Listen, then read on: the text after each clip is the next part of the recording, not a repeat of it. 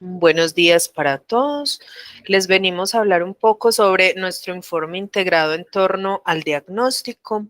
Mis compañeros son Arley Guillermo David Vázquez, Erika García Lescano, Germán Guillermo Gutiérrez y quien les habla, Natalia Isabel Sierra. Un poco de la contextualización de nuestro análisis. La bulia que sienten los estudiantes hacia las matemáticas debe ser un tema que genere consideraciones en el ámbito escolar, desencadenante además de intervenciones en el quehacer pedagógico, puesto que es la matemática un área potenciadora del pensamiento lógico y de la formación de estructuras mentales que ayudan a las personas a tener una apropiación del mundo. Por tanto, la tertulia matemática como una estrategia para una significación del aprendizaje desde lo dialógico surge como una idea de adentrarnos hacia una perspectiva transformadora de las preconcepciones y sentires respecto a las matemáticas de los estudiantes de la institución educativa Enrique Vélez Escobar, aquellas que a su vez se tornan en escollos para el aprendizaje, pero que al final serán el pilar para una adecuación cognitiva benéfica basados en la premisa dime y lo olvido, enséñame y lo recuerdo, involúcrame y lo aprendo, dirigido a todos los estudiantes de la institución educativa desde primaria hasta secundaria. Por tanto, ahora nuestro compañero Arley Guillermo nos va a empezar a explicar las dimensiones práctico-científicas en torno a nuestro diagnóstico. Arley. Millones de gracias. Buen día. Vamos a empezar con la dimensión individual y en esta dimensión individual resaltamos la desmotivación que se evidencia en los estudiantes. Hay una bulia y por tanto necesitamos fortalecer todas esas competencias lingüísticas. De otro lado, desde los resultados de las pruebas Saber 2021 se evidencia una puntuación baja en el área de matemáticas que muestra la necesidad que se sigan fortaleciendo esas competencias cognitivas. Ya frente a la exploración diagnóstica en la dimensión institucional relacionada con el clima de aula, es necesario nombrar que en la institución se viene trabajando en la consolidación del diálogo igualitario y por tanto ello hace que las relaciones entre docentes y estudiantes sean cordiales. Sin embargo, en la pospandemia se evidencia, según el Comité de Convivencia, aumento en las situaciones de convivencia y también situaciones relacionadas con la salud mental, la ideación suicida, la depresión, entre otros, lo cual también evidencia el aumento de la violencia y las riñas entre pares.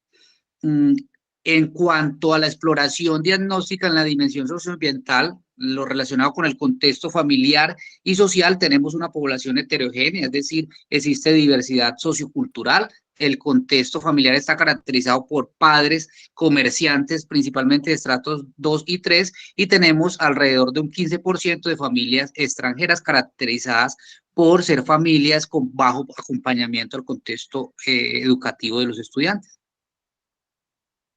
Le damos el paso al compañero Germán. Bueno, en la exploración diagnóstica del desarrollo sensorial motor individual social y lenguaje del desarrollo, entonces se puede identificar que existen estudiantes con dificultades y con discapacidades, ya sean de conducta fisiológica o cognitiva. Para estos estudiantes entonces se les aplica los planes individuales de ajustes razonables que van dirigidos por el docente de apoyo y el docente de orientación escolar. A ellos les aplica entonces este PIAR. Este ejercicio se hace anualmente con los docentes para que se haga de acuerdo al diseño universal del aprendizaje. Tenemos también el diagnóstico ámbito intelectual y cognitivo, potencial de los aprendizajes y estilos cognitivos. Desde un 60% de los estudiantes pues presentan algún tipo de discapacidad, ya sea cognitivo, fisiológico o de la conducta.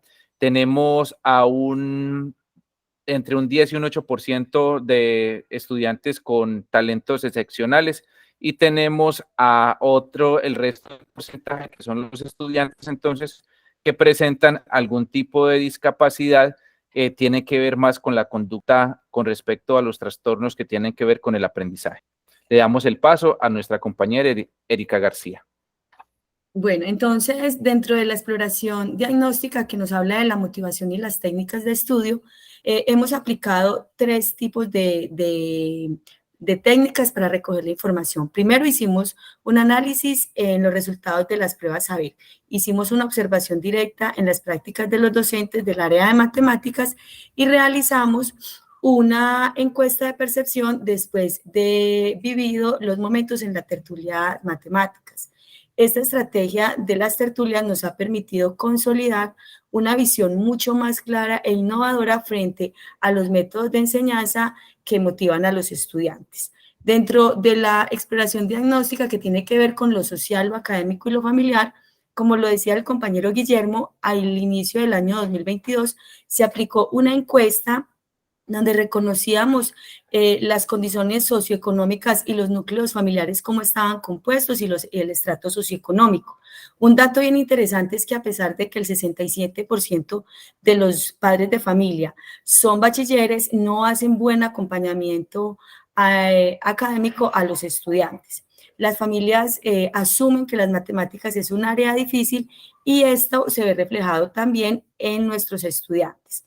En la exploración del rendimiento académico, pues analizamos las actas de la Comisión de Evaluación y Promoción, así como los consolidados en el área de matemáticas, y pudimos observar que en los primeros grados la reprobación del área y los refuerzos y recuperaciones de las mismas tienen un porcentaje menor en los primeros grados y en los grados superiores este va aumentando. Entonces, si bien las tertulias matemáticas son una buena estrategia que está cambiando la visión de las prácticas matemáticas, es una estrategia que apenas está cogiendo fuerza y que se espera pueda consolidarse como un método de trabajo para el área de matemáticas y permear todos los procesos. Natalia. Perfecto, compañeros. Entonces, finalmente hacemos una reflexión en torno a las preguntas directoras que nos prestó la docente, en torno a qué aprendimos, cómo aprendimos y para qué nos sirve lo aprendido relacionado con nuestro análisis.